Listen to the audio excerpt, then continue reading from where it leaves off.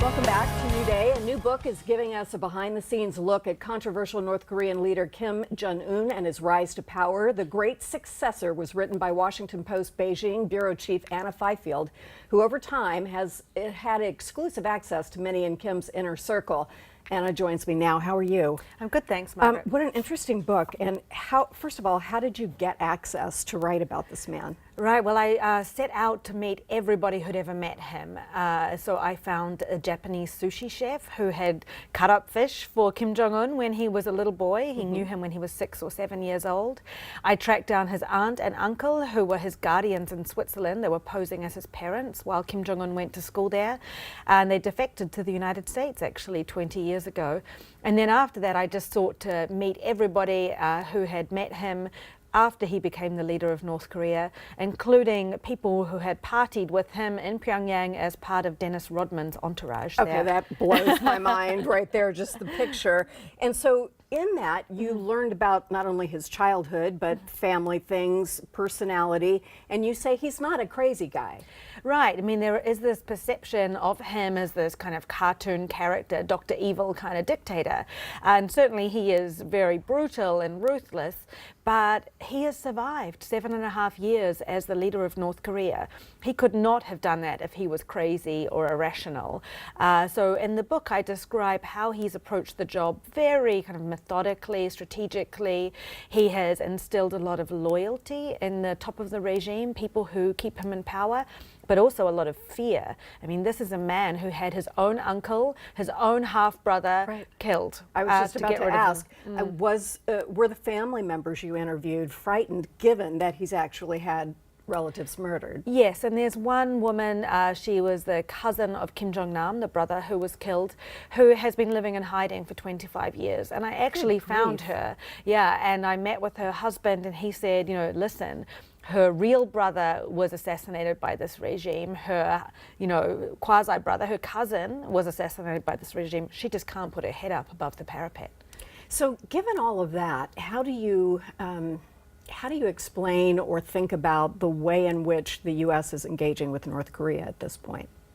Yeah, well, so I think that Donald Trump should be going into this talks with his eyes wide open. This is a very brutal tyrant, and if there's anything that he can do or the US government can do to promote human rights in North Korea, they should be doing that. But also, 30, 40 years of trying to isolate North Korea, of trying to treat these Kim dictators, holding them back with a stick, has not worked. So I actually think that President Trump is, he's right to be trying to talk to them. To engage in some way. Yeah. We're talking about a regime that lets people starve to death, sends them to prison labor camps, assassinates people, and they've managed to keep this grip. Even though we've moved into a digital age, they keep control of information and all of that. Is that something they can continue to do as the world becomes more connected? Yeah. It's hard for me to even imagine how they've made this happen so far. Yeah, I mean, so to this day, there's no internet in North Korea. There's no media other than the state propaganda that's legal there. But I've interviewed a lot of escapees from North Korea, and all of them have seen movies and soap operas from the outside world, South Korean, Chinese, sometimes American. So they know that the outside world is a much better place. But right now, the situation in North Korea is so repressive, the punishment is so severe that people can't do anything about it. And one woman said to me, in North Korea, if you disagree with the system, you try to escape, you don't try to change it. So has there ever been any attempt to dislodge him, or is he, beyond reach at this point? Not that we know of. I mean, maybe there were some factions building. Maybe that's why he got rid of his uncle in that way. His uncle was a very powerful person in the regime. But there have been no cracks that we've been able to see from the outside.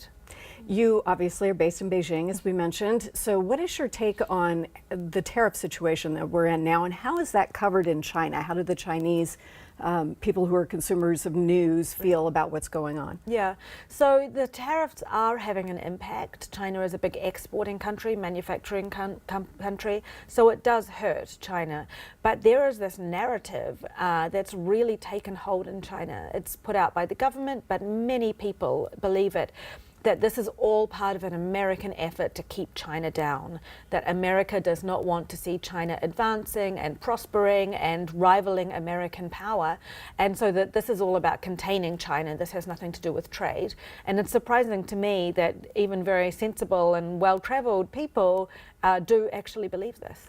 Is there any opening for widening that conversation to the more specific issues that we actually have between the two countries? At this stage, I think China very much sees this as kind of a clash of civilizations. The war against Huawei, the tech company, they see that as a sign of America's kind of ill will towards China and Chinese technological advance. So I think they're going to have to come to an agreement at some stage, because this just can't carry on. They're the world's two biggest economies, but I don't see quite at this moment how they're going to get out of it. I mean, that's really interesting, because that's obviously not the narrative that we're hearing in the U.S. And somewhere in all of this there is truth, but it's harder to reach any sort of agreement about anything if you're working off different sets of facts. And we seem to be doing that all around the world, and sometimes even here. So what do you see the future like between the U.S. and Asia? Where are the flashpoints? Where are the opportunities for progress? Yeah, that's right. I think there is a real rivalry between China and the US, not just on the economic front,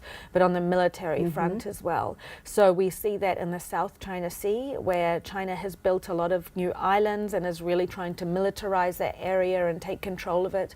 We also see a flashpoint, or potential flashpoint, in Taiwan, which China considers to be part of its mainland, part of the country. Taiwan sees itself as independent, and the US has been supporting Taiwan militarily and sometimes economically. So that is a real point of tension, and something that I can actually envisage becoming an actual military flashpoint. I think there's a chance that President Xi Jinping of China will try to make a play for Taiwan at some stage in the next few years. Really? Potentially, yes. What are the indicators that might be the case? I mean, there's a lot of the language that's coming out of Beijing, very strong language. President Xi has really tried to crack down on all of the borders and all kind of potential breakaway areas of China. And China's military might is just getting stronger and stronger. Right. So I had honestly thought it was the South China Sea that posed a bigger problem than Taiwan, but that's interesting to learn that from you. Thank you very much. And back to the book, terrifically interesting, and we have so little information. This is a wonderful inside look. Thank you for being here. thanks for having me on.